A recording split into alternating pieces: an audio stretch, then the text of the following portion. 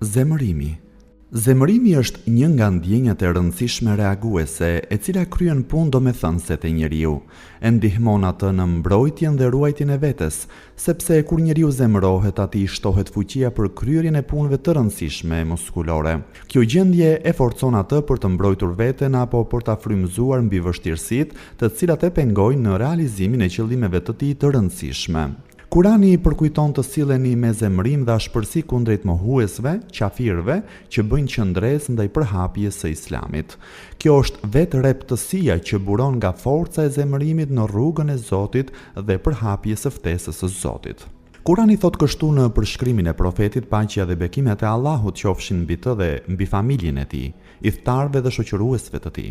Për të t'i falur ty Allahu gabimet e mëparshme dhe të ardhshme, për ta plotësuar dhuntinë e vet ndaj teje dhe për të udhëzuar në rrugën e drejtë. O besimtar, luftoni kundër mohuesve që gjenden afër jush dhe le ta ndjejnë ata ashpërsinë tuaj dhe ta dini se Allahu është me ata që ruhen nga gjunahet. O profet, luftoj të pafet dhe hipokritët dhe bëhu i ashpër ndaj tyre. Vendbanimi i tyre do të jetë xhehenemi.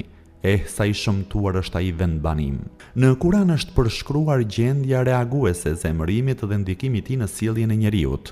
Këtë temë hasim kur flitet për Musain, paqja qoftë mbi të, kur ai po kthehej nga mali Tur, pa se izraelitët po adhuronin një viç të artë, të punuar nga duart e Sameriut.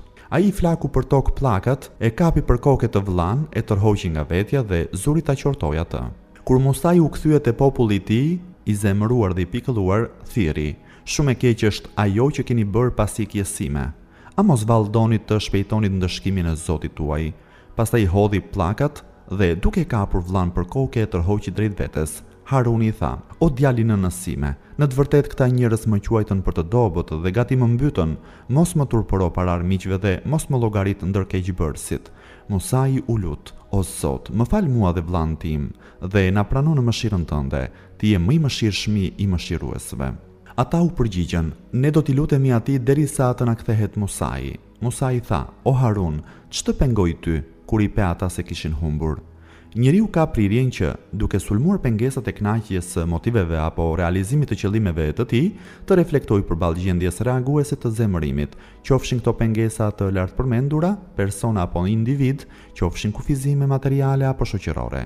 Mirpo më së shpeshti qëllon që njeriu e transmeton te personat e tjerë zemërimin e vet, që në të vërtetë ata nuk janë pengesë realizimit të qëllimeve të tij, apo arsyeja e vërtetë e zgjimit të gjendjes reaguese të zemërimit tek ai. Për shembull, nganjëherë ndonjë fëmijë zemërohet nga i ati, mirëpo kundër veprimin e zemërimit të tij e transferon tek i vllai më i vogël dhe e rreh atë, duke dhënë pretekst të kotë. Kjo gjë quhet zhvendosje. Edhe në Kur'an ka ardhur një shembull për transferimin e zemërimit në sjelljen e Hazretit Musa, paqja qoftë mbi të, atëherë kur ai u zemërua nga kombi vet për shkak të adhurimit që ata i bënin viçit. Mirpo në fillim zemërimin e vet janë nxjerr të vllait, Harunit, paqja qoftë mbi të, dhe ka për kokë mjekre dhe e tërheq me zemërim drejt vetes. Kur Musa u kthye te populli i tij, i zemëruar dhe i pikëlluar, thirri: "Shumë e keq është ajo që keni bërë pasi kjesime. A mos vallëdoni të shpejtonit ndëshkimin e Zotit tuaj?" Pastaj i hodhi pllakat dhe duke kapur vllan për kokë e tërhoqi drejt vetes. Haruni tha: "O djali në nësime, në të vërtetë këta njerëz më quajtën për të dobët dhe gati më mbytën. Mos më turpëro para armiqve dhe mos më llogarit ndër keqbërësit." Musa i u lut: "O Zot, më fal mua dhe vllain tim dhe na prano në mëshirën tënde, ti je më i mëshirshmi i mëshiruesve." Ata u përgjigjen: "Ne do t'i lutemi atij derisa të na kthehet Musai." Musai tha: "O Harun, ç'të pengoi ty kur i pe ata se kishin humbur?" Rastis ndonjëherë që njeriu zemërohet nga dikush, por meqense deklarimi i zemërimit ndaj atij personi mund të ketë pasoja të pakëndshme, nuk ia shfaq hapur atij zemërimin. Në këtë situatë, njeriu e kthen zemërimin e tij ndaj individëve të tjerë, zë të thyej apo të thërmoj sende të tjera materiale, nganjëherë e kthen zemërimin edhe nga vetja e vet dhe sillet padrejtësisht me veten. Kurani sjell një shembull real duke shpjeguar çështjen e transferimit të sjelljes agresive të vetja. Kur përshkruan hipokritët, Kurani përmend se ata kafshojnë gishtat e tyre nga zemërimi i madh që u zgjen për brenda për besimtarët. Dhe në të vërtetë, në vend që të shfaqin sjellje agresive ndaj të tjerëve, këtë akt e kryejnë ndaj vetes së tyre dhe zën ta mundojnë veten, qoftë edhe në formë simbolike. Ja, Ju i doni ata, por ata nuk ju duan juve dhe ju i besoni të gjitha librave, ndërsa ata jo.